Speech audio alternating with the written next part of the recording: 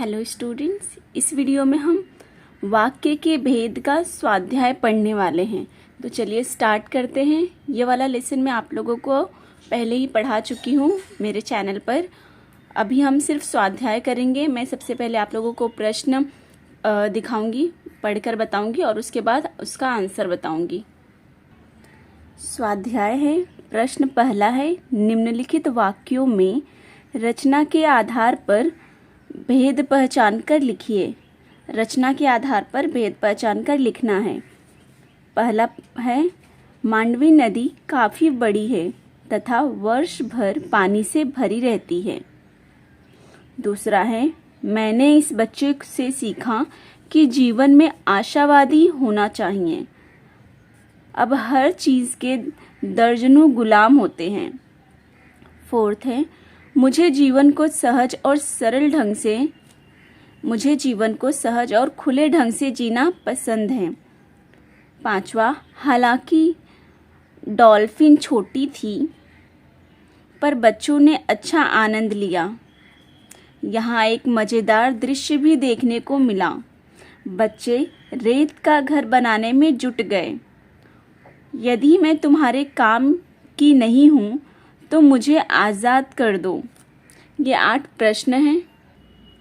8 प्रश्न हम लोगों ने पढ़ा। यहाँ पे 9th प्रश्न है, 10th, 11th, ऐसे करके टोटल 16 प्रश्न हैं और इनके आंसर मैं दिखाऊंगी। सबसे पहले आप लोगों को वीडियो देखना है ये लेसन का, या फिर आप लोगों ने पहले से पढ़ा है तो और अच्छी बात है।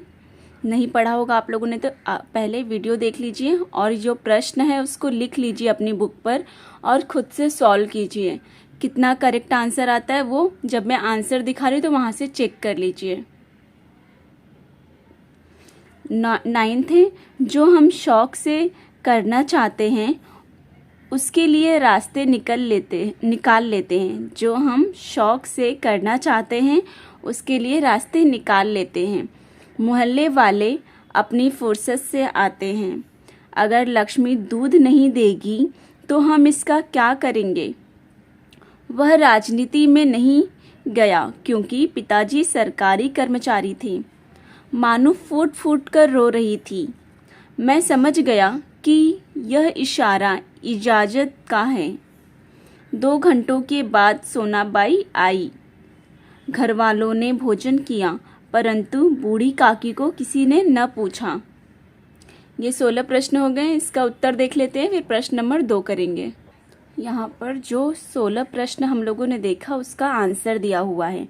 क्या करना था हमें? वाक्यों में रचना के आधार पर भेद पहचान कर लिखना था। तो आई होप कि जो 16 प्रश्न दिखाया है मैंने वो आप लोगों ने अपनी नोटबुक में लिख लिया होगा। अभी खुद से आंसर लिखना है, उसके बाद यहाँ से देखना है कितना करेक्ट है। पहला जो वाक्य था वो कैसा वाक्य है? रचना के आधार पर देखेंगे तो संयुक्त वाक्य है। दूसरा मिश्र वाक्य था। तीसरा सरल वाक्य जिसे साधारण वाक्य भी कहा जाता है। चौथा संयुक्त वाक्य। पांचवा संयुक्त वाक्य।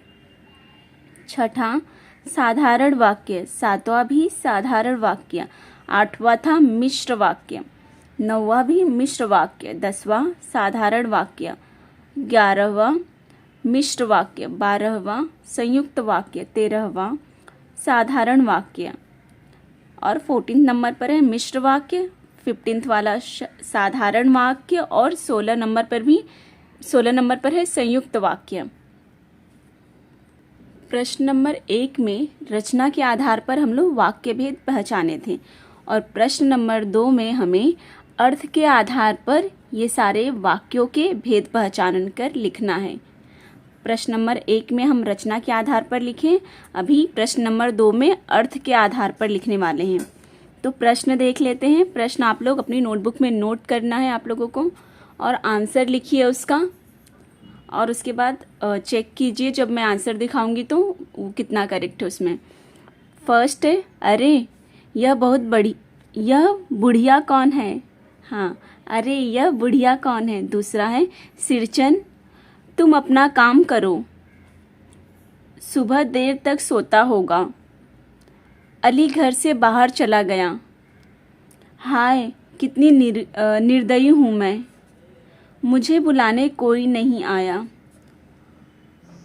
आसमान चक्कर खा रहा है। तुम इसे लेकर क्या करोगे?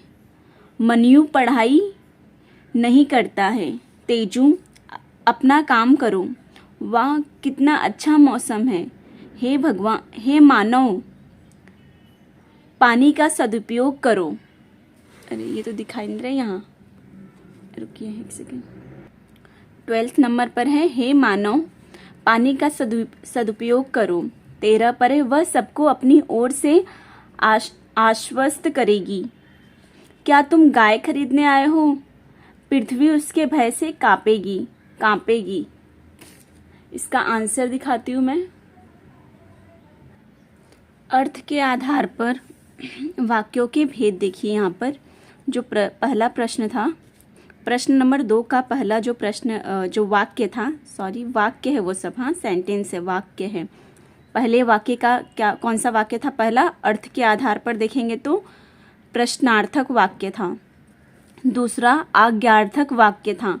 तीसरा संदेह सूचक वाक्य। चौथा था विधानार्थक वाक्य, विस्मयादिबोधक वाक्य, निषेधार्थक वाक्य, विधानार्थक वाक्य। 8वां था प्रश्नार्थक वाक्य। 9वां था निषेधार्थक वाक्य, आज्ञार्थक वाक्य, विस्मयादिबोधक वाक्य, आज्ञार्थक वाक्य। 13 नंबर पर था संदेह सूचक वाक्य।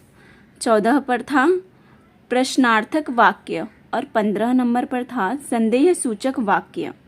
ऐसे हम लोगों ने 15 वाक्य देखे, 15 सेंटेंस, और उसका भेद लिखना था हम लोगों को अर्थ के आधार पर।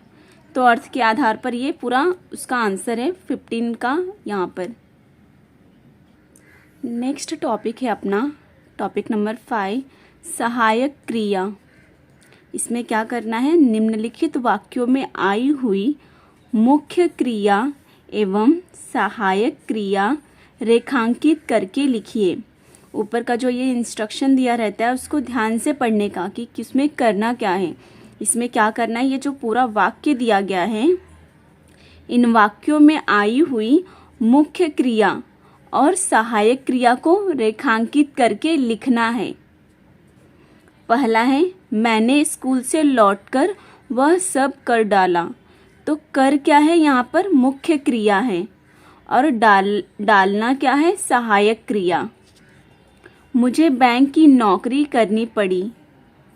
तो करना क्या है? यहाँ पर मुख्य क्रिया और पढ़ना क्या है? सहायक क्रिया।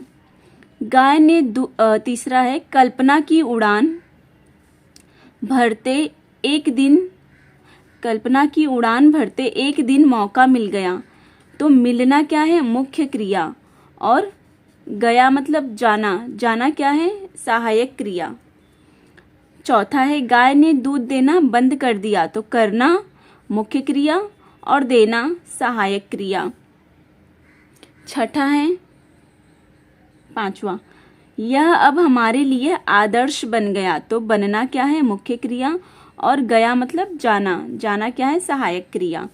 शरीर को कुछ समय के लिए विश्राम मिल जाता। तो मिलना मुख्य क्रिया, जाना सहायक क्रिया। मैं यह घर छोड़कर कहीं चली जाऊंगी। चली का क्या है यहाँ पर? चलना और जाऊंगी का जाना। चलना मुख्य क्रिया और जाऊंगी जाना क्या है? सहायक क्रिया। मैं कहीं और बेच दूंगी। बेचना मुख्य क्रिया, देना सहायक क्रिया। काकी घटना स्थल पर आ पहुंची। आना मुख्य क्रिया है और यहाँ पर पहुंचना है सहायक क्रिया। फिसलने का डर हमेशा लगा रहा। तो लगना मुख्य क्रिया और रहना सहायक क्रिया। बच्चे रेत का घर बनाने में जुट गए। जुटना मुख्य क्रिया, जाना सहायक क्रिया। वह भारी कदमों से आगे बढ़ने लगा। बढ़ना मुख्य क्रिया और लगना सहायक क्रिया है।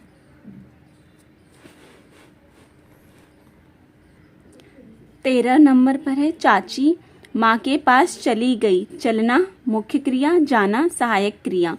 मैं चुपचाप लौट आया। लौटना मुख्य क्रिया, आना सहायक क्रिया। नली नईम के पास से हटकर काम नली नईम के पास से हटकर अपने काम में जुट गया। जुटना मुख्य क्रिया, जाना सहायक क्रिया। दाग कुछ हल्के पड़ गए थे। पड़ना मुख्य क्रिया, जाना या होना सहायक क्रिया है। आजकल खूबसूरती का सवाल भी बेढब हो गया है। होना मुख्य क्रिया और गया मतलब जाना या होना, ये दोनों क्या है, सहायक क्रिया। गुड़ का ढेला सूप में एक किनारे पर पड़ा रहा। पड़ना मुख्य क्रिया, रहना सहायक क्रिया। गुस्सा उतारने का एक मौका मिल सका। मिलना मुख्य क्रिया, सकना सहायक क्रिया। वह लक्ष्मी को सड़क पर ले आया। लेना मुख्य क्रिया, आना सहायक क्रिया। 21 नंबर पर है, सिरचन ने मुस्कुराकर जवाब दिया था। देना मुख्य क्रिया, होना सहायक क्रिया। मजली भाभी अपने कमरे में बैठकर रोने लगी। रोना मुख्य क्रिया, लगना सहायक क्रिया। इसका समर्थन कतई नहीं किया जा सकता। जाना मुख्य क्रिया और सकना ये क्या है, सहायक क्रिया।